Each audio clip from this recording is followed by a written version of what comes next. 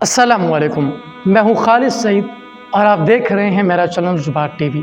دنیا میں جتنے بھی ریلیجیس اسکرپچرز ہیں ان کے مطابق ہی ان کے ماننے والے عمل کرتے ہیں۔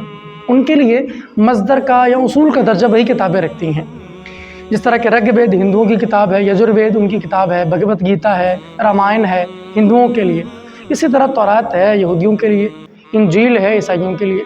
قرآن کریم صرف انسان کی ہدایت کے لیے نہیں آئی، بلکہ اس کی عملی زندگی کو کس طرح منظم ہونا ہے اس کا طریقہ کار بھی ہمیں قرآن ہی سے معلوم ہوتا ہے۔ دیگر کتابوں میں اتنی باریکیوں میں جا کے چیزیں وضاحت سے پیش نہیں کی جاتی جتنی باریکیوں میں قرآن کریم جاتا ہے۔ پہلی بات تو یہ ہے کہ قرآن کریم کوئی فقہ کی کتاب نہیں ہے کہ یہ فقہی احکامات کو ہی بیان کرنے کے لیے آئی ہے یا فقہ کی اینک لگا کر ہی قرآن کریم کو دیکھا جائے، ایسا نہیں ہے۔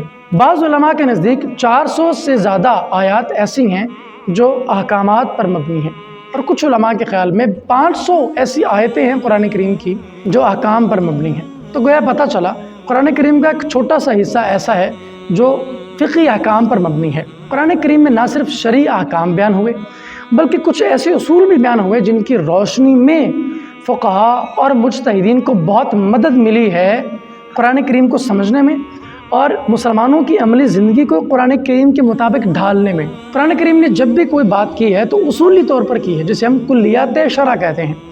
جزیات شرع قرآن کریم نے زیادہ تر بیان نہیں کی۔ یہاں کبھی کبھی ایسا بھی ہوتا ہے کہ بہت ساری جگہوں پر ڈفرینٹ جزیات بیان کر کے ان کا ایک اور جگہ پر تتمہ اور تکملہ بیان کر دیا جاتا ہے جو ایک فقہی کلیہ کی صورت اختیار کر جاتا ہے، جسے ہم تدریجی حکم کہتے ہیں۔ یعنی قرآن کریم حکم تو نازل کرتا ہے لیکن تدریجی انداز میں۔ قرآن عزیز کی اپنی اصطلاحات ہیں جو آپ کو سابقہ کتابوں میں بھی دیکھنے کو نہیں ملیں گی۔ قرآن کریم کا اپنا انداز ہے فقہی اعتبار سے چیزوں کو واضح کرنے کا۔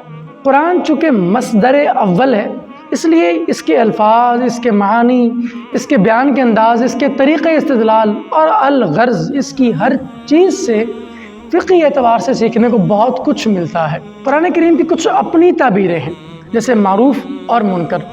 جتنے بھی کرنے والے کام ہیں وہ معروف میں آ جائیں گے اور جتنے بھی نہ کرنے والے کام ہیں وہ منکر میں آ جائیں گے۔ پھر اسی حوالے سے طیبات اور خبائث کا الگ الگ ذکر کرتا ہے۔ یعنی قرآن کریم بتاتا ہے کہ بیسکلی اچھائیاں کون سی ہیں اور برائیاں کون سی ہیں۔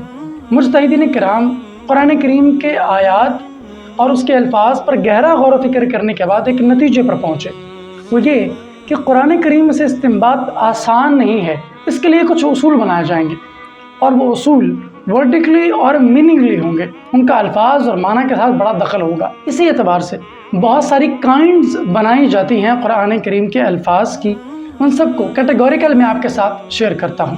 الفاظ جب معانی کے لیے وضع کیے جاتے ہیں، بنائے جاتے ہیں، کریٹ کیے جاتے ہیں، اس وقت قرآن کریم کے الفاظ کی بنیادی طور پر 4 قسمیں کی جاتی ہیں۔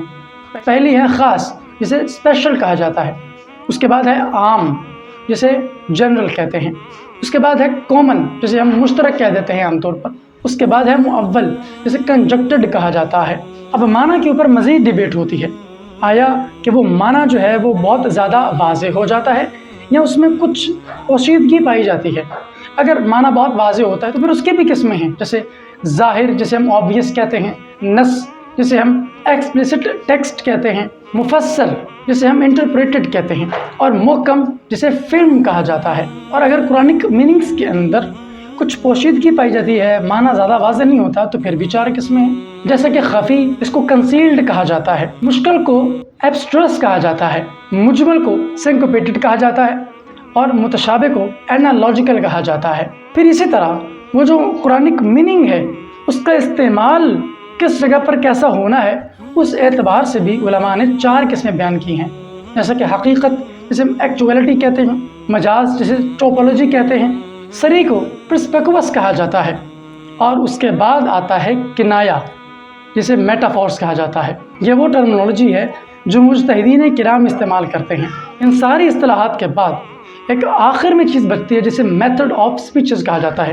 پھر اس کے بعد کاز اور ایفیکٹ جسے ہم علت کا قانون کہتے ہیں وہ بھی آ جاتا ہے۔ اس کے علاوہ بھی دلالت اور ثبوت کے اعتبار سے قرآن کریم کی مزید 4 قسمیں آتی ہیں جن کو ہم الگ ایک ویڈیو میں ڈیٹیل سے بیان کریں گے۔ قرآن کریم سے استنباط کے یہ سارے طرق ہمیں سمجھاتے ہیں کہ الفاظ قرآن ہی کو سمجھنے کے لیے ان کی ڈیپتھ میں جانا پڑتا ہے اور اتنا ڈیپ انالیسس کرنا پڑتا ہے جس کے بعد کہیں جا کے ہمیں قرآن کریم کا کوئی ایک مفہوم سمجھ آ پاتا ہے احکام کے اعتبار سے۔ اسے کہتے ہیں انالیسس آف ریویلیشن، یعنی وحی کا تجزیہ کرنا، اور یہ آسان کام نہیں ہوتا۔ مجتہدین اور فقہا جو ہوتے ہیں وہ بڑی باریکیوں میں جا کر ان ساری چیزوں کو ڈیٹیل میں ڈسکس کرتے ہیں۔ مجھے امید ہے آپ کو یہ ویڈیو اچھا لگا ہوگا۔ ہمیں اپنی رائے سے ضرور آگاہ کیجیے اور اس ویڈیو کو زیادہ سے زیادہ لوگوں میں شیئر کیجیے۔ اب میں ملوں گا آپ سے ایک نئی ویڈیو میں اور ایک نئے کانسیپٹ کے ساتھ۔ تب تک کے لیے اللہ حافظ۔